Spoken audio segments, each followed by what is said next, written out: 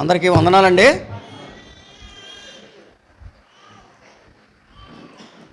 మనము దేవుని వాక్యం చదువుకుందాం. ఓబద్యా గ్రంథం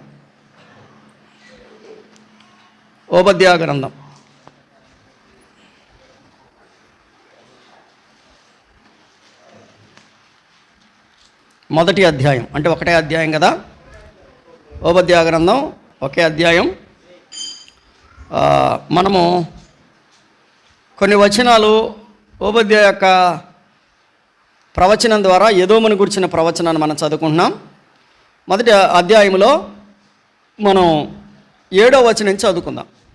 నీతో సంధి చేసిన వారు నిన్ను తమ సరిహద్దు వరకు పంపివేదురు. నీతో సమాధానముగా ఉన్నవారు నిన్ను మోసపుచ్చి నీకు బలాత్కారము చేయుదురు. వారు నీ అన్నము తిని నీ కొరకు ఉరి ఒడ్డుదురు. ఎదోమునకు వివేచన లేకపోయిన. ప్రార్థన. ప్రేమ కలిగిన తండ్రి, వందనాలు, స్తుతులు చెల్లిస్తున్నాం నాయనా. ఇంతవరకు మీరు మాతో మాట్లాడినందుకే స్తుతిస్తున్నాం. ఆరాధనలో సహాయపడ్డారు, స్తోత్రాలు. మరలా ఓబద్యా గ్రంథం నుంచి కొన్ని సంగతులు మేము నేర్చుకోవడానికి సహాయం చేయమని యేసుక్రీస్తు వారి నామంలో ప్రార్థించి వేడుకొనిచున్నాము తండ్రి, ఆమేన్. ఎదోము యొక్క చర్యలు లేక ఎదోమును గురించినటువంటి కార్యక్రమాలు మనం చదువుకుంటూ ఎదోము యొక్క క్రియలు మనం చూసాం. దాని యొక్క పర్యవసానం కూడా మనము చూసాం. 4 క్రియలు, 4 పర్యవసానాలు గత వారం మనం చూసాం. మొదటి క్రియ గర్వము. అది అతన్ని అల్పునిగా చేసింది. 2 చెడుతనము. ఆ చెడుతనం అతన్ని తృణీకరించబడేలాగున చేసింది. 3వది వివేచన లేని స్థితి. అది మోసపోయేలాగున చేసింది. 4వది బలాత్కారం. అది సోదా చేయబడింది.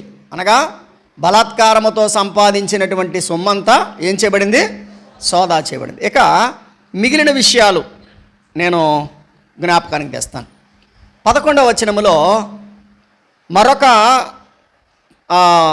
ఎదోము యొక్క జీవితంలో ఉన్నటువంటి మరొక కార్యక్రమం ఉంది. చూడండి 11వ వచనం. నీవు పగవాడవై. చాలు. ఎదోము ఎటువంటి వాడంట? పగవాడు. ఎవరి మీద పగబట్టాడు? ఎవరి మీద పగబట్టాడు? తమ్ముడి మీదే పగబట్టాడు. ఎవరి మీద పగబట్టాడు? తమ్ముడి మీదే పగబట్టాడు. నువ్వు పగవాడవై. కాబట్టి ఓబద్యా గ్రంథం చదువుకోవడం ద్వారా మనకు వచ్చే మేలు ఏంటంటే, ఇప్పటి వరకు మనలో ఒకవేళ పగ అనేది ఉంటే అది ఈ రోజున మనము తీసివేసుకోవాలి. బాబు కొంచెం ఈ సౌండ్ రీసౌండ్ రాకుండా చూడు. పగ అనేది ఉంటే దాన్ని మనం ఏం చేయాలి? తీసివేయాలి. ఎందుకు? ఇతడు పగవాడిగా ఉండడం వల్ల ఇతని జీవితం ఏమైంది? 7వ వచనం. నీతో సంధి చేసిన వారు నిన్ను తమ సరిహద్దుల వరకు పంపివేదురు. నీతో సమాధానముగా ఉన్నవారు నిన్ను మోసపుచ్చి నీకు బలాత్కారము చేదురు. నీ అన్నము తిన్నవారు నీ కొరకు ఉరి వద్దురు. రైట్. ఇప్పుడు చెప్పాలి. అతని పగ అతనికి ఏం తెచ్చిందంటే ఉరి తీసుకొచ్చింది. ఏం తీసుకొచ్చింది? ఉరి. మనం ఎప్పుడు కూడా పగవాడిగా ఉండకూడదు, పగ పెంచుకోకూడదు. దేవుని పిల్లలు ఎప్పుడు పగ పెంచుకోకూడదు. ఆదికాండం 27వ అధ్యాయం.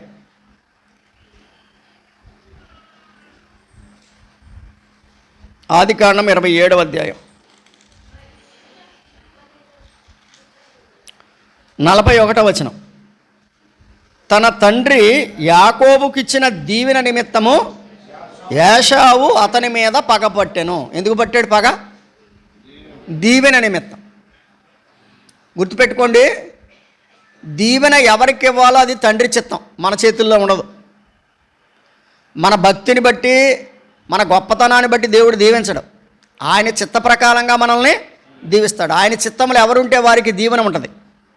అయితే ఆ దీవెన పొందుకోవడానికి గాను మన భయభక్తులు, మన జీవితాన్ని కూడా దేవుడు పరిగణలోకి తీసుకుంటాడు. ఇక్కడ పగపట్టడానికి గల కారణం ఏంటంటే చెబుతున్నాడు చూడండి.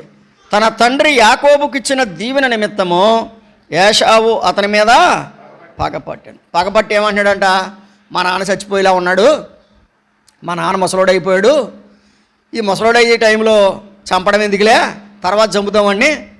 ఎవరిని? తమ్ముడిని అని అనుకుంటున్నాడంట. చూడండి, నా తండ్రి గూర్చిన దుఃఖదినములు సమీపంగా ఉన్నాయి, అప్పుడు నా తమ్ముడైన యాకోబును చంపెదను అనెను. విన్నారా?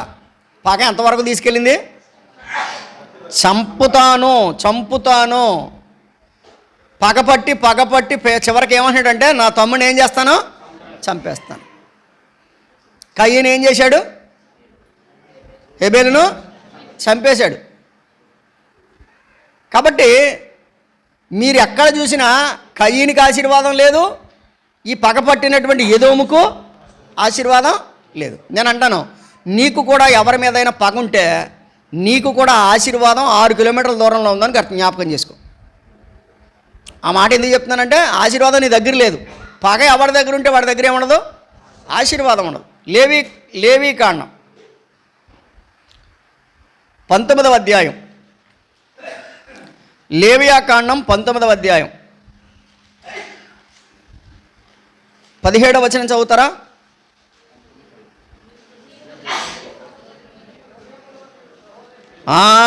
నీ హృదయములో నీ సహోదరుని మీద ఎక్కడ?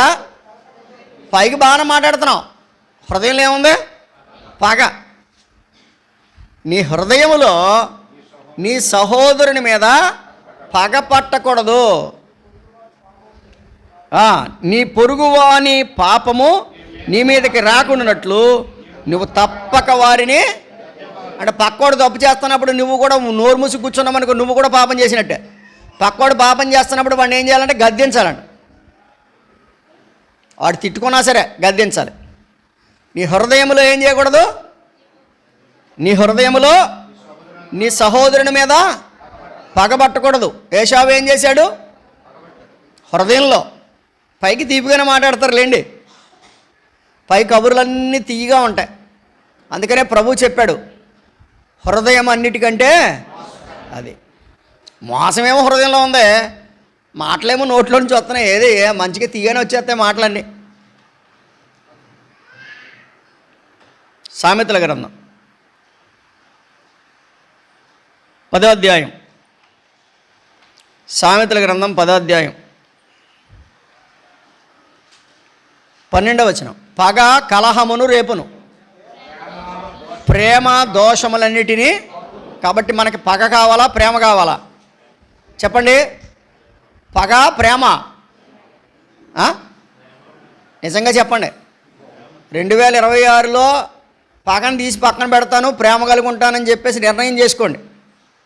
ఎందుకంటే పగ పరలోకానికి తీసుకెళ్దు, మర్చిపోకండి. పగ పరలోకానికి తీసుకెళ్దు. ఎంతకాలం నువ్వు పగబట్టినా నువ్వు పరలోకానికి దూరంగా ఉన్నట్లే, ఆశీర్వాదానికి దూరంగా ఉన్నట్టే అంటారు. మరి నిజమో కాదో నాకు తెలీదు, సైంటిఫిక్గా మాత్రం ప్రూవ్ కాలేదు. పగట్టిన తోసిపోమంటే ఎండిపోద్దంట. పగట్టిన తోసిపోం ఏమవుద్దంట అంటే దాని అర్థం ఏంటి? దాని పగ దాన్ని ఏం చేసింది చెప్పాలి. కాబట్టి నీ పగ కూడా నిన్ను ఎండిపోయేలా చేస్తుంది, మర్చిపోవద్దు. ఒక వ్యక్తి ఎండిపోతున్నాడని కారణం వాళ్ళు ఏదో లోపం ఉంది. పగలాంటి పగ కదా. కాబట్టి ఉపదేశ గ్రంథం 11వ అధ్యాయంలో పగ అనేటువంటిది ఎదోము యొక్క లక్షణం. దేవుని వాక్యం చెప్తుంది. ఎందుకు ఆ పగ అంటే తన తమ్ముడికి తండ్రి ఇచ్చినటువంటి ఆశీర్వాదాలను బట్టి పగ. అయితే ఆ పగ అనేది మనకు ఉండకూడదని దేవుని వాక్యం చెప్తుంది. పగ కలహమును రేపును, ప్రేమ అనేకమైన దోషాలను కప్పును. రైట్, నేను మాట చెప్తాను. ఇప్పుడు ఎదోము పగ పేకల మీదకి తెచ్చింది, ఉరి తెచ్చింది, అవునా లేదా? పగ ఏం తెచ్చింది? ఉరి తెచ్చి. ఎస్తేరు గ్రంథానికి రండి. ఎస్తేరు గ్రంథం 7వ అధ్యాయం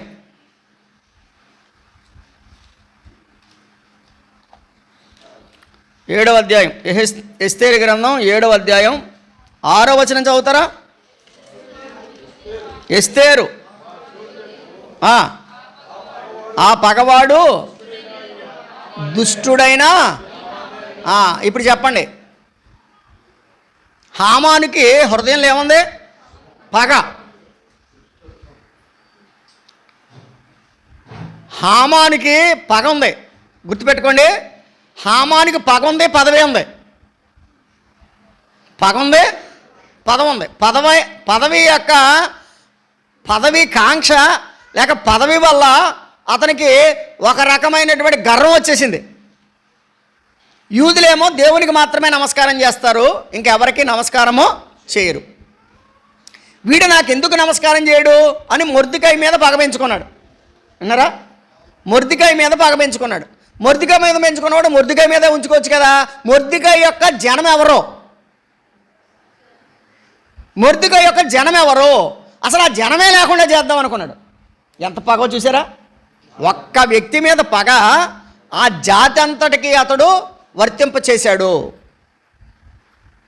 దేవుని మహాకృప చేత ఎస్తేరు అప్పుడు రాణిగా ఉండడం వల్ల ఆ పగవాడిని ఎక్కడికి పిలిచింది చెప్పాలి? భోజనానికి పిలిచింది. దేవుని వాక్యం చెప్తుంది, నీ పగవాడు ఆకలిగా ఉంటే అతనికి ఆహారము పెట్టండి. పగ ఎంతో కాలం ఉండదు. నీవెప్పుడు కూడా పగతో నువ్వు జయించొద్దు, ప్రేమతో జయించాలి. కాబట్టి పగవాడైనటువంటి హామాను రాజుగారు అడిగాడు, అమ్మా ఏంటి నీ కోరిక ఏంటి? నువ్వేం అడిగినా సరే రాజ్యంలో సగం అడిగా నేను ఇచ్చేస్తానంటాడు. అయ్యా నాకు రాజ్యంలో సగం నాకు ఎందుకండి, నా జనులు నాకు ఇవ్వడం చాలా ఉంది. అదేంటి నీ ప్రాణము నీ జనులు ప్రాణం అంటున్నావేంటి? ఎవడు అసలు అంత నీ మీదకి వచ్చినాడు ఎవడో అని అంటే ఆ పగవాడైనా ఈ హామానే అని చెప్పాడు. వెంటనే రాజుగారికి కోపం వచ్చింది. ద్రాక్షరస విందు నుంచి బయటికి వెళ్ళిపోయాడు. బయటికి వెళ్ళిపోయిన తర్వాత ఆ సంగతి అంతా మనందరికి తెలుసు. వీడొచ్చి ఎస్తేరి కాళ్ళ మీద పడ్డాడు, మంచం మీద పడ్డాడు. రాజుగారికి ఇంకా కోపం వచ్చింది. ఏం చేద్దాం ఈయన్ని అన్నాడు. 10వ వచనం, కాగా హామాను మొర్దెకైకి సిద్ధము చేసిన ఉరి కొయ్య మీద అతనినే, ఇప్పుడు చెప్పండి, పగ ఏం తెచ్చిందా లేదా? మీరు అనుకుంటున్నారు చాలామంది నాకేం తేదలే అని. నేను అంటాను, నీ పగ ఖచ్చితంగా ఒకరోజు నిన్ను ఉరేస్తుంది. ఇది నేను చెప్పే మాట కాదు, దేవుని వాక్యం. పగ నీ ఆరోగ్యాన్ని పాడు చేస్తుంది, పగ నీ జీవితాన్ని నాశనం చేస్తుంది. హామాన్ అనుకున్నాడు నన్ను ఎవడేం చేస్తాడులే అని. రాజును ఘనపరచ ఉద్దేశించే వారికి ఏం చేయాలంటే నన్ను కాకపోతే ఇంకెవడికి అనుకున్నాడు. గాడిద మీద ఎక్కించాలి, ఊరేగించాలి, సింహాసన కిరీటం పెట్టాలి, రాజును ఘనపరిచేవాడికి ఇలా చేయాలని చెప్పేసి అనాలన్నంటే సరే అది వెళ్ళి మొర్దెకైకి చేయమన్నాడు. ఒక వ్యక్తి యొక్క పగ అతని అధికారాన్ని కానీ అతని అధికారం కానీ అతనికున్న గొప్పతనం కానీ అతన్ని రక్షించలేదు. ఒక వ్యక్తి ఏ వ్యక్తిలో పగ ఉంటుందో ఆ వ్యక్తి జీవితం ఏమవుతుందంటే ఉరి తీయబడుతుంది. ఉరి తీయబడడం అంటే అర్ధాంతరంగా ఆగిపోద్ది అన్నది అని అర్థం. ఈ మాట నేను చెప్పడానికి ఏం భయపట్ల. కాబట్టి దేవుని నమ్ముకున్నాం గనక, యేసుప్రభుని సొంత రక్షకునిగా అంగీకరించాం గనక, మనం పాపులమే గనక, మనం దుర్మార్గులమే గనక, మన ప్రభు మన పాపాలు క్షమించాడు గనక, ఒకవేళ ఎవరైనా మన పక్షంగా తప్పు చేసినా మనం కూడా ఏం చేయాలి? క్షమించాలి.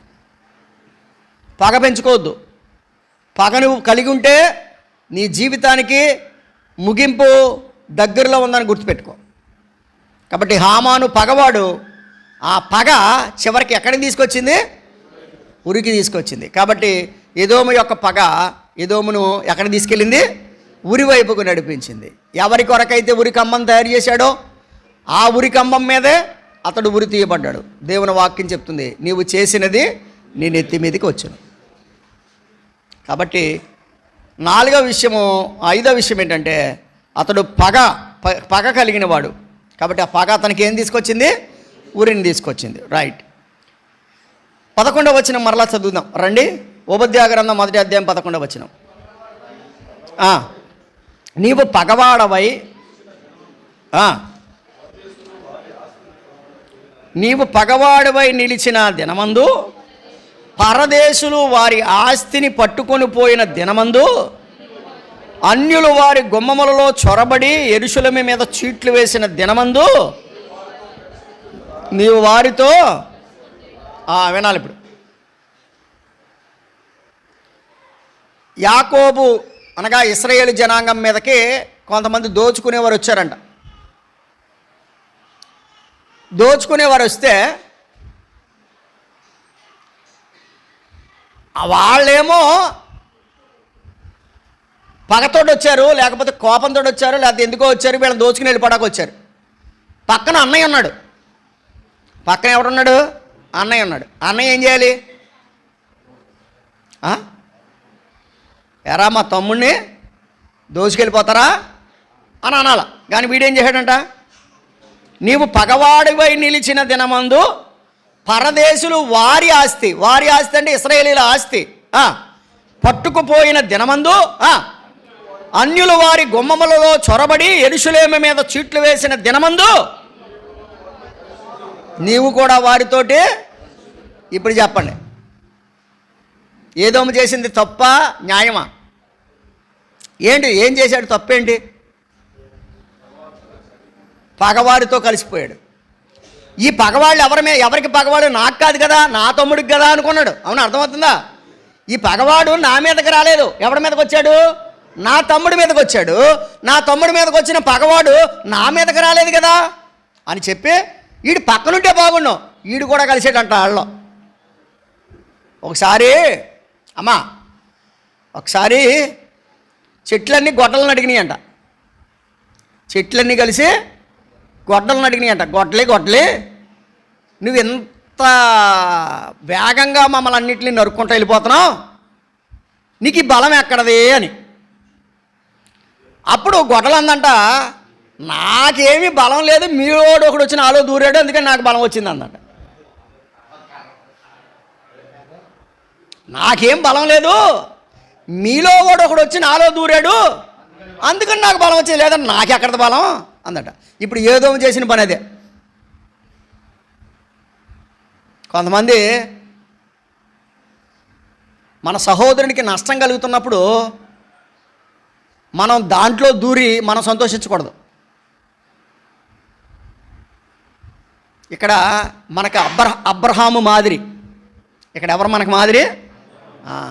అబ్రహాం ఏం చేశాడంటే, రే తమ్ముడు,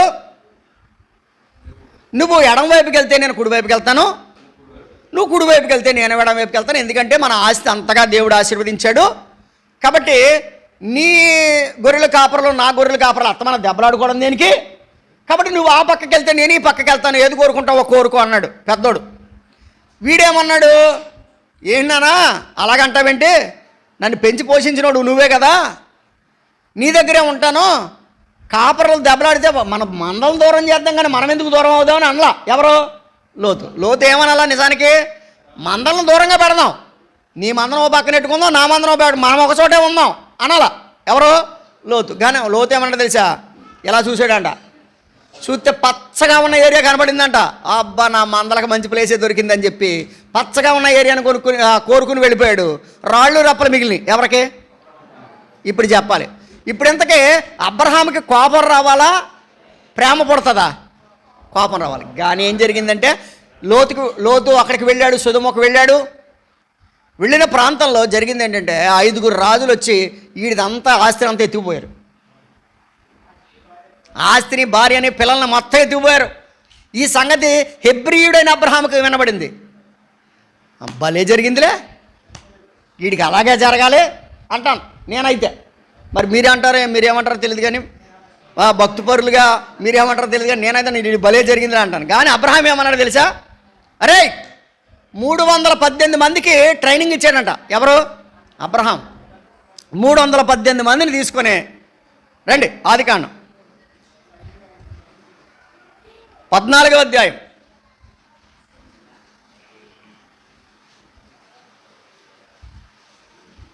12వ వచనం. మరియు అబ్రాహాము సహోదరుని కుమారుడైన లోతు సొదొమలో కాపురముండిన గనుక అతని ఆస్తిని పట్టుకుని పోగా తప్పించుకొనిన ఒకడు వచ్చి హెబ్రీడైన అబ్రహాముకు ఈ సంగతి తెలిపెను. అప్పుడు అతడు ఎష్కోలు సహోదరుడు అనేరు సహోదరుడైన మమ్రే అను అమోరీని ఏలాను వనములో కాపురమండెను. వీరి అబ్రహాముతో నిబంధన చేసుకునేవారు. అబ్రహాము తన తమ్ముడు చెరపట్టబడినని విని సంతోషించి, ఏమంటే విని సంతోషించనుందా? విని తన ఇంట పుట్టి అలవర్చబడిన 300 పదునెన మండుగరిని వెంట పెట్టుకుని దాని మట్టుకు ఆ రాజులను తరిమెను. రాత్రి వేళ అతడు అతని దాసులను వారికి ఎదురుగా మొనలు తీర్చి వారిని కొట్టి దమస్కునకు ఎడమ తొట్టునున్న హోబా మట్టుకు తరిమి ఆస్తి యావత్తు తిరిగి తెచ్చి తన తమ్ముడైన లోతును అతని ఆస్తిని స్త్రీలను ప్రజలను తిరిగి తీసుకొని, ఇప్పుడు ఏదోము చేసింది ఏంటి, అబ్రహాం చేసింది ఏంటి? అబ్రహాం ఆశీర్వదించబడ్డానికి కారణం అదే. వాడేదో తప్పు తెలుసో తెలియక చేశాడు, పోనీ ఆడి బాపన్న ఆడే పోతాడు అని మనం క్షమించి వాడు ఆపదలో ఉన్నప్పుడు మనం వాడికి ఏం చేయాలి? సహాయం చేయాలి. అంతేగాని ఆ పగ అలాగే పెట్టుకుని ఆ పగతోటి మనమేమో నలిగిపోతా మన ఆరోగ్యాన్ని పాడు చేసుకుంటా ఆడికి ఏదైనా కష్టం వచ్చినప్పుడు రాకేం చేద్దా, నాకు అలా చేశాడు కదా అని అనుకోకూడదు. నీకు చేసినందుకే వచ్చిందో లేకపోతే ఇంకో దేవుని కారణం వల్ల వచ్చిందో ఆ రోగం మనకు తెలియదు. నాకు చేసిన కారణంగా ఆడికి ఆ రోగం వచ్చిందని నువ్వు అనుకోవద్దు. నన్ను ఇలా చేశాడు కాబట్టి నేను ఇంతగా చేస్తే వాడికి తండ్రి లేకపోతే నేను భుజాన్ని వేసుకు తెచ్చుకున్నానండి, నేను ఇంత గొప్పని చేశాను, ఇప్పుడు నన్ను ఉడిచిపెట్టి వెళ్ళిపోతాడా, వీడికి బాగానే జరిగింది అనుకోలేదు అబ్రహాము. తెలిసిన వెంటనే 318 మందిని వెంట పెట్టుకొని వెళ్ళి వారిని తరిమి తన యొక్క లోతు యొక్క ఆస్తిని, భార్యలను, పిల్లలను అందరిని తిరిగి తీసుకుని వచ్చాడు. కానీ ఏదోమేం చేశాడు? చదవండి, ఏదోమేం చేశాడు?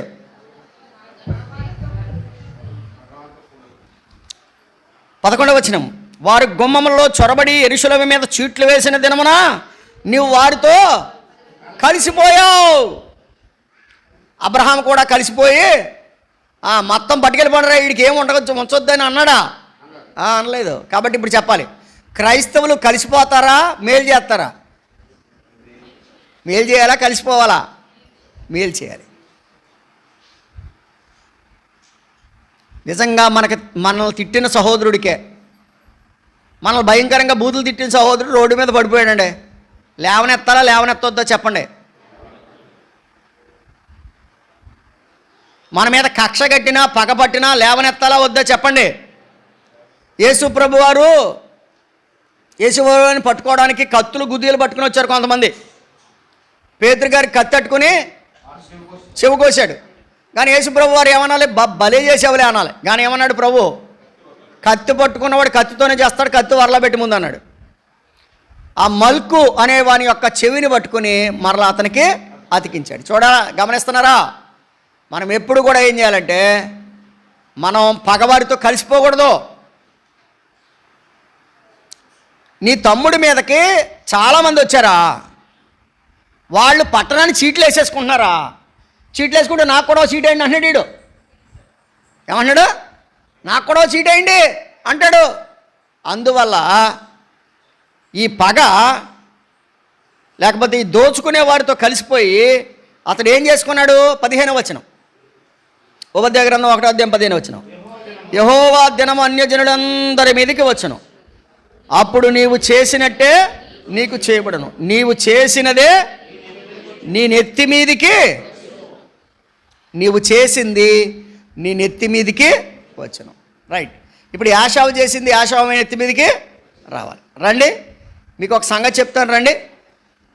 యోసేపు అన్నలని ఏమంటున్నారు చూడండి. ఆదికాండం 49వ అధ్యాయం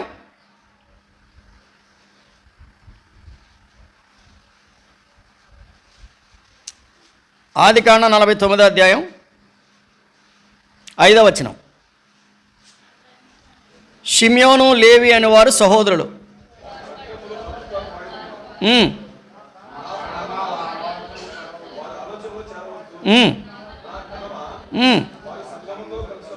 వారి సంఘముతో కలుసుకొనవద్దు అన్నారండి. కలుసుకోవద్దు. 17వ వచనం, వారి కోపము వేండ్రమైనది, వారి ఉగ్రత కఠినమైనది, అవి శపించబడును. విన్నారా? అవి ఏం చేయబడును? కాబట్టి శాపానికి పాత్రులైపోయారు చాలామంది. అయితే యోసేపు గురించి ఏం చెప్పబడింది చూడండి. 22వ వచనం, యోసేపు ఫలించెడి కొమ్మ, ఓట యొద్ద ఫలించెడి కొమ్మ అని చెప్పి 23వ వచనంలో విలుకాండ్రు అతనిని వేధించిరి కదా. విలుకాండ్రు అతన్ని వేధించారు, వారు బాణములు వేసి అతన్ని హింసించారు. యాకోబు కొలుచు పరాక్రమశాలి అయిన హస్తబలము వలన అతని విల్లు బలమైనదగును. ఇశ్రాయేలునకు బండయు మేపిడివాడు ఆయనే. నీకు సహాయము చేయని తండ్రి దేవుని వలనను, పైనుండి మెంటి దీవెనలతోనూ, క్రింద దాగి ఉన్న అగాధ జలముల దీవెనలతోనూ, స్థానముల దీవెనలతోనూ, గర్భముల దీవెనలతోనూ నిన్ను దీవించు సర్వశక్తుని దీవెనల పైనను అతని బాహుబలము. ఆగండి. ఈ మాట ఎందుకు చదివించానంటే వినాలి. ఇక్కడ కూడా తమ్ముడు నమ్మేశారు వీళ్ళు. ఎవరో యాకోబు కుమారులు. మొత్తం ఈ చరిత్ర అంతా యాకోబు కుమారుల చరిత్ర 49. మీరు రూబేను, షిమియోను, లేవి, గాదు ఇలాగున మొత్తం అందరి చరిత్ర వచ్చింది ఇక్కడ. కొంతమంది శపించబడ్డారు, కొంతమంది దాసులు అయిపోయారు, కొంతమంది దీవించబడ్డారు. అయితే ఏ వ్యక్తి అయితే అన్నల చేత అమ్మివేయబడ్డాడో ఆ వ్యక్తిని దేవుడు ఏం చేశాడు? ఆశీర్వదించాడు. దీవెన వినాలి.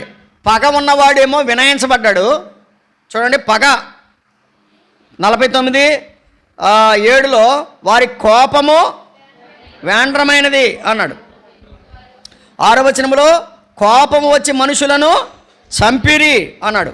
7వ వచనంలో వారి ఉగ్రత కఠినమైనది అన్నాడు కదా. వారి ఆయుధములు బలాత్కారపు ఖడ్గములు అన్నాడు. కాబట్టి దేవుడు ఏం చేశాడంట? యాకోబులో వారిని విభజించెదను, ఇశ్రాయేలులో వారిని చెదరగొట్టెదను. కాబట్టి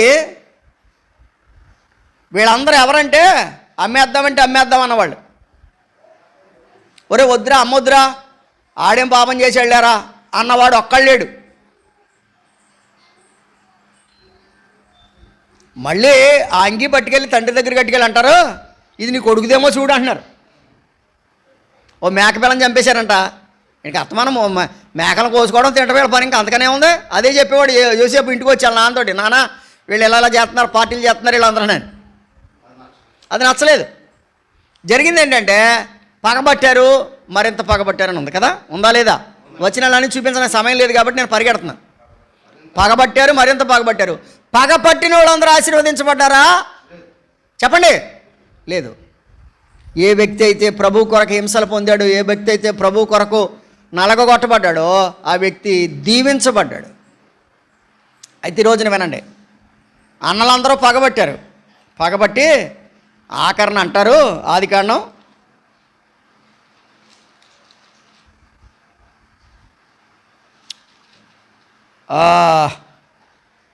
'నెత్తి మీదకి వచ్చిందో లేదా మనం చూస్తాం. 44వ అధ్యాయం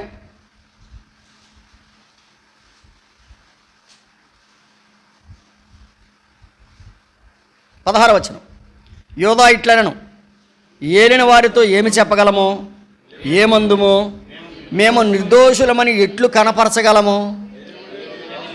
దేవుడే నీ దాసుల నేరమును. అంతే. ఎవరు కనుక్కున్నారు నేరం? దేవుడే. కాబట్టి మనం ఏం చేయాలి? ఒకవేళ మన మీద ఎవరైనా పగబట్టినా ఏం చేసినా దేవుడే ఆ నేరాన్ని కనుక్కుంటాడని వదిలిపెట్టాలి. అంతే. నువ్వు పగబట్టినోడు నువ్వు పగబడితే ఇంకేంటి ప్రయోజనం? తిట్టినోడు తిడితే ఇంకేంటి ప్రయోజనం? కాబట్టి అతని పగ అతనికి ఏం తీసుకొచ్చింది? ఉరి తెచ్చింది. దోచుకునే వారితో కలిసి అతను ఏం చేశాడు? నెత్తి మీదికి తెచ్చుకున్నాడు. ఇంకొక వచనం చదువుతానండి, ఉపద్యావ గ్రంథం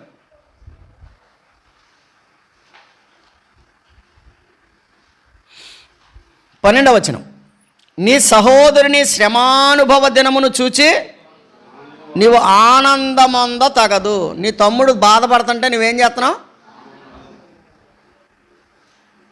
ఏదోము యొక్క మరొక లక్షణం ఏంటి తెలుసండి? తమ్ముడు బాధపడుతుంటే ఇందాక అన్నాడు నాకో చీటేయండి అన్నాడు. పగవాళ్ళతో కలిసిపోయాడు, పగ పెంచుకున్నాడు, పగవారితో కలిసిపోయాడు. ఇప్పుడు ఏమంటున్నాడంటే తమ్ముడు బాధపడుతుంటే అన్నగారు ఏం పడుతున్నాడంట? ఆనందపడతాడు. మనం ఎవ్వరం కూడా గుర్తుపెట్టుకోండి, మనం ఎవ్వరం కూడా ఎవరి బాధపడుతున్నప్పుడు మనం ఆనందించకూడదు. దేవుని వాక్యం చెప్పింది దుఃఖపడేవారితో దుఃఖపడండి, ఒకరితో ఒకరు మనసు కలిసి ఉండండి, ఏడ్చేవారితో ఏడవండి, సంతోషించేవారితో సంతోషించండి. యెహెజ్కేలు గ్రంథానికి రండి, ఒక్క మాట చదువుకుందాం. 35వ అధ్యాయం. యెహెజ్కేలు గ్రంథం 35వ అధ్యాయం. యెహెజ్కేలు గ్రంథం 35వ అధ్యాయం 15వ వచనం. ఇశ్రాయేలీల స్వాస్యము పాడైపోవుట చూచి అంటారా? ఇశ్రాయేలీల స్వాస్యము పాడైపోవుట చూచి సంతోషించితివి. ఎవరు వీళ్ళు? 2వ వచనం ఉంది. షేయీరు పర్వతము వైపు నీ ముఖము తిప్పుకొని. షేయీరు అంటే ఏదోమే, ఏశావు సంతానం ఉండేటువంటి ప్రాంతం షేయీరు. వాళ్ళు ఏం చేశారంట? 15వ వచనం. ఇశ్రాయేలీల స్వాస్యము పాడైపోవుట చూచి. అమ్మా ఒకసారి మీ గుండెల మీద చేసుకుని పక్కోడు పాడైపోతుండే నవ్వునోళ్ళు ఎంతమంది చేసి చెప్పుకోండి. నాకు చెప్పకండి, మీతో మీరు చెప్పుకోండి. పక్కోడు పాడైపోతుంటే నవ్వేవాళ్ళు ఎంతమంది ఉన్నారు తెలిసి ఇవాళ? వాళ్ళందరూ కూడా దేవుని నమ్మిన వాళ్ళు కాదు, వాళ్ళలో దేవుని కార్యం జరగలేదు, వారు మారు మనసు పొందిన వాళ్ళు కాదు. పక్కవాడు పాడైపోతుంటే నీకు కావలసిన సహాయం నువ్వు చేయాలంతే. నువ్వు ఎంత చేయగలిగో అంత సహాయం చేయి, అంతేగాని పక్కాడు పాడైపోతుంటే ఏడుస్తావా? నువ్వు నవ్వుతావా? షయీరు చేసిన పని అదేనంట. చదువుదాం చూడండి. ఇశ్రాయేలీల స్వాస్యము పాడైపోడు చూచి నీవు సంతోషించింది గనుక నీకును ఆ ప్రకారముగానే, అంతే, నీకు కూడా ఆ ప్రకారంగానే చేస్తాను నేను. షయీరు పర్వతమా నీవు పాడవదువు, ఎదోము దేశము యావత్తూ పాడైపోను. ఎదోము దేశము యావత్తు. కారణం ఏంటి? ఇశ్రాయేలీల స్వాస్యము పాడైపోటు చూచి నువ్వేం చేసావు? అమ్మా అన్నదమ్ములు అక్క చెల్లెండ్రు జాగ్రత్తగా గుర్తుపెట్టుకోండి. దేవుడు ఒకడిని పెద్దవాడిని చేయొచ్చు, ఒకడిని చిన్నవాడిని చేయొచ్చు, ఒకడిని గనుడిగా చేయొచ్చు, ఒకడిని గణహీనుడిగా చేయొచ్చు. ఎవడు ఏ స్థితిలో ఉంటే ఆ స్థితిలో ఉండి పక్కవాడితో సంతోషంగా ఉండాలి. నీవు గొప్పవాడు అయితే నీ పక్కవాడు దీనుడిగా ఉంటే వాడికి అన్నం పెట్టు, కావాలంటే పిలిచి సంతోషంగా జీవించు. అంతేగాని నేను గొప్పవాడిని అయిపోయాను నాకు వాడికి సంబంధం ఏంటి అని మాత్రం అనవద్దు. ఈ మధ్య అందరూ ఏమంటారంటే నేను గొప్పవాడిని అయిపోయాను, నాకు ఆడితో సంబంధం లేదు. నువ్వు గొప్పవాడు అయితే ఆడితో సంబంధం లేకపోవడం ఏంటి? మీరు అందరూ ఒకే గర్భం నుంచి పుట్టారు కదా, సంగతి జ్ఞాపకం లేదా? దేవుని వాక్యం చెప్తుంది. షేరు పర్వతమా నీవు వాడు బాధలో ఉన్నప్పుడు నువ్వేం చేసావు? సంతోషించావు. ఇప్పుడు షేరు పర్వతం అంతా ఏమైపోద్ది? మొత్తం పాడైపోద్ది. నువ్వు చేసింది ఏమైంది? నీ నెత్తి మీదకి వచ్చింది. 9వ వచనం చదువుతారా? 9వ వచనం అంటే ఉపద్యాయ గ్రంథం 3వ అధ్యాయం 9వ వచనం. తెమాను నీ బలాఢ్యులు విస్మయమందుదురు, అందువలన ఏశావు యొక్క పర్వత నివాసులందరూ హతులై నిర్మూలమగుదురు. విన్నారా? హతులై నిర్మూలమగుదురు. నువ్వు నవ్వేవే, నీ నవ్వు నీ దగ్గరికి ఏం తెచ్చింది? నాశనం తెచ్చింది. హతమైపోతారు. యోబు గ్రంథం 31వ అధ్యాయం. యోబు గ్రంథం 31వ అధ్యాయం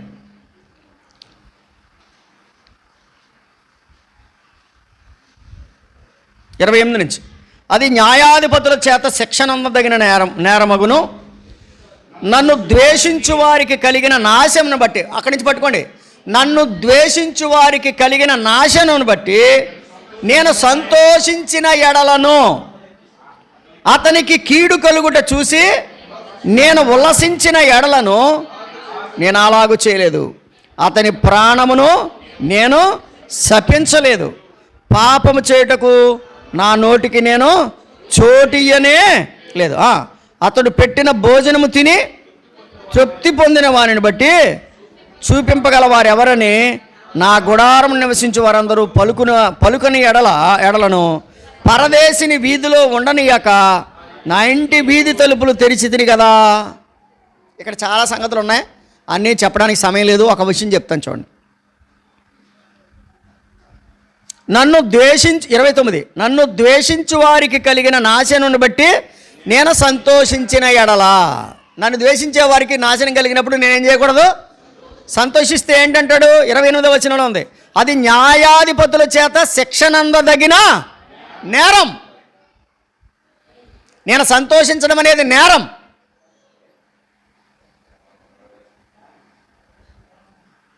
తర్వాత అతనికి కీడు కలుగుడు చూచి నేను ఉల్లసించిన ఎడలా అన్నాడు. కానీ యోబు ఏమంటాడు? నేను అలాగూ చేయలేదు. నేను అలాగూ, భక్తులు ఏం చేయాలంటే అలా చేయకూడదు, అలా చేయడానికి వీలు లేదు. దేవుడు ప్రేమించి మనకి ఇచ్చిన ఈ రక్షణను బట్టి మనం ఎవ్వరు కూడా వారు బాధపడుతుండగా మనం సంతోషించకూడదు. కాబట్టి 1 అతని పగ అతనికి ఉరి తెచ్చింది. 2 దోచుకునే వారితో కలిసి నెత్తిమీదికి తెచ్చుకున్నాడు. 3 ఇశ్రాయేలీల శ్రమదినమున సంతోషించి హతము చేయబడ్డాడు. అయితే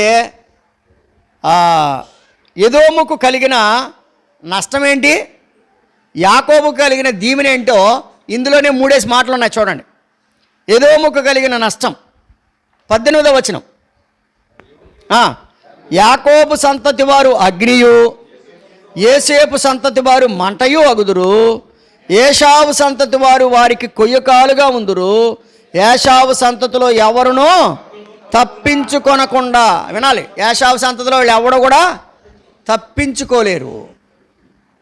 ఏశావు సంతతిలో వారు ఎవ్వరు కూడా తప్పించుకోలేరు. 21వ వచనం, మరియు ఏశావు యొక్క కొండకు తీర్పు. వినరా? ఏశావు యొక్క కొండకు తీర్పు, ఎవరు తప్పించుకోలేరు. ఏశావు కొండకు తీర్పు. 18వ వచనం, అగ్ని యోసేపు సంతతి వారు మంటయు అగుదురు. ఏశావు సంతతి వారు వారికి కొయ్యకాలుగా ఉందురు. ఏమండి, ఎలా ఉంటారు? రైట్. 1 ఏశావుకి ఏమొచ్చింది? 1 ఎవడు తప్పించుకోలేడట. 2 తీర్పు వస్తుందట. 3 కొయ్యకాలుగా మారిపోతారు. ఈ మాట ఇలా చెప్పనమండి. నీవింకా నీ జీవితంలో యేసు ప్రభువుకు చోటు ఇవ్వకపోతే ఒక రోజు రాబోతుంది, ఆ రోజును నువ్వు తప్పించుకోలేవు. నిన్ను పట్టుకున్న తర్వాత నీకేం రాబోతుంది? తీర్పు రాబోతుంది. తీర్పు అయిపోయిన తర్వాత నువ్వు ఎక్కడ పడతావు తెలుసా? నిత్యాగ్ని గుండంలో పడతావు. ఏశావుకు ఆ 3 వచ్చాయి. 1 ఎవడు తప్పించుకోడు. 2 తీర్పు జరుగుతుంది. 3 కొయ్యకాలు. కొయ్యకాలు అంటే ఏంటి? అగ్ని ఆరదు, అది కొయ్యకాలు. కానీ మరి యాకోబుకు వచ్చిన దీవెనలు ఏంటి? యాకోబుకు వచ్చిన దీవెనలు ఏంటి? 17వ వచనం, అయితే సియోను కొండ ప్రతిష్ఠితమగును. విన్నారా? సియోను కొండ ఏమవుతుందంట? ప్రతిష్ఠితం. తప్పించుకొని వారు, ఆగండి, ఏదోము గురించి ఏమో తప్పించుకోలేరని ఉంది, యాకోబు గురించి ఏమని ఉంది? తప్పించుకుంటారు అని ఉంది. నువ్వు తప్పించుకునే గ్రూప్లో ఉంటావా, తప్పించుకోలేని గ్రూప్లో ఉంటావా? ఏశావులాగా ఉంటే తప్పించుకోలేవు, యాకోబులా ఉంటే నువ్వు తప్పించుకో. యాకోబు ఏం చేశాడు? తన పాపాన్ని ఒప్పుకున్నాడు, పశ్చాత్తాపపడ్డాడు, సరిచేయబడ్డాడు. యాకోబు వలె నీవు తప్పించుకోవాలి, ఏశావు వలె నష్టానికి పోకూడదు. కాబట్టి యాకోబు తప్పించుకున్నాడు కదా. అక్కడే 17వ వచనంలో సియోను కొండ ప్రతిష్ఠితమగును. యాకోబు ఏమయ్యాడు? ప్రతిష్ఠితుడయ్యాడు. తప్పించుకున్నాడు, ప్రతిష్ఠితుడయ్యాడు. అక్కడేమో తప్పించుకోలేదు, తీర్పు పొందాడు. ఇక్కడ తప్పించుకున్నాడు, ప్రతిష్ఠితుడయ్యాడు. మూడవ సంగతి ఏంటి? మూడవ సంగతి 17వ వచనంలో, తప్పించుకున్న వారు దాని మీద నివసింతురు. యాకోబేమో నివసిస్తున్నాడు, ఏషావేమో కొయ్యకాలులా ఉన్నాడు. ఉన్నారా? యాషావు నివసిస్తున్నాడు, యాకోబేమయ్యాడు. యాషావు కొయ్యకాలు అయ్యాడు, యాకోబు నివసిస్తాడు. 3 మాటలు చాలా జాగ్రత్తగా గుర్తుపెట్టుకోండి. ఒకటి, తప్పించుకోలేదు యాషావు, తప్పించుకున్నాడు యాకోబు. తీర్పు పొందాడు యాషావు, ప్రతిష్ఠించబడ్డాడు యాకోబు. కొయ్యకాలు వలె మారిపోయాడు యాషావు, నివసించాడు. ఎక్కడ నివసించాడు? ప్రతిష్ఠిత కొండ మీద, అనగా పరలోకంలో నివసించాడు. నివసించాడు యాకోబు. రైట్, ఇప్పుడు చెప్పాలి. ఈ మూడు మొక్కలు మీ మనసులో ఉండాలి. ఏషావు యొక్క క్రియలు అతనికి నష్టాన్ని తీసుకొచ్చాయి. అందులో ముఖ్యమైనది, ఎవడో తప్పించుకోడు, తీర్పు పొందుతాడు, కొయ్యకాలు వలె నాశనం అవుతాడు. యాకోబు పాపాన్ని ఒప్పుకొని పశ్చాత్తాపపడి ప్రభువుని అంగీకరించి అతడు తప్పించుకున్నాడు, ప్రతిష్ఠితుడయ్యాడు, కొండ మీద నివసిస్తున్నాడు, అనగా పరలోక రాజ్యంలో నిత్య నివాసాన్ని ఏర్పరచుకున్నాడు. కాబట్టి ఓబద్యా గ్రంథం చెప్పే సత్యం ఏంటంటే, నువ్వు తప్పించుకోవాలి, నువ్వు ప్రతిష్ఠితుడిగా మారాలి.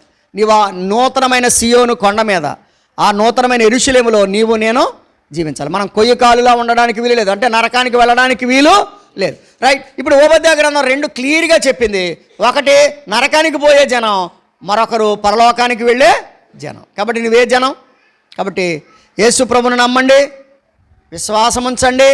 యేసు ప్రభువా నేను పాపిని ఒప్పుకోండి, ఇప్పుడు వరకు నేను నా శత్రులు, నా అన్నదమ్ముల పట్ల నేను ఎలా ఉన్నానో, నా యొక్క కార్యక్రమాల విషయాల్లో నేను ఎలా ఉన్నానో, కుటుంబాల పట్ల ఎలా ఉన్నానో, పగ నా యొక్క జీవితాన్ని ఎలాగ పాడు చేసిందో, ఇవన్నీ సరి చేసుకొని మరొకసారి మన గర్వాన్ని తగ్గించుకుందాం, మన చెడుతనాన్ని విడిచిపెడదాం, మన వివేచన లేని స్థితిని ప్రక్కన పెడదాం, మన బలాత్కారమైన స్థితిని ప్రక్కన పెడదాం, మన పగలు వదిలిపెడదాం, దోచుకునే వారితో కలవవద్దు.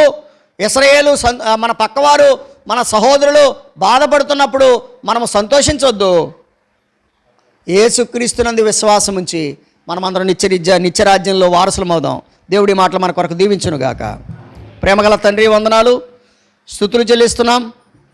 ఓబద్యా గ్రంథం ద్వారా మీరు ఇచ్చిన లేఖనాలను బట్టి కృతజ్ఞతాస్తుతులు చెల్లిస్తూ మేము కూడా నమ్మకంగా జీవించడానికి కృపను పాలించమని, నీ వాక్యానుసారంగా జీవించడానికి సహాయపడమని. ఆయన ఏషావు తప్పించుకోకుండా పోయాడు, కానీ యాకోబు తప్పించుకున్నాడు. ఏషావు తీర్పు పొందాడు, నాయన యాకోబు ప్రతిష్ఠితుడయ్యాడు. ఏషావు కొయ్యకాలు వలె మారాడు, యాకోబు నివసిస్తున్నాడు. అటువంటి జీవితం, ఆశీర్వాదకరమైన స్థితి మాకందరికీ దయచేయమని యేసుక్రీస్తు వారి నామములో ప్రార్థించి వేడుచున్నాము తండ్రి. ఆమేన్. అందరికీ వందనాలు.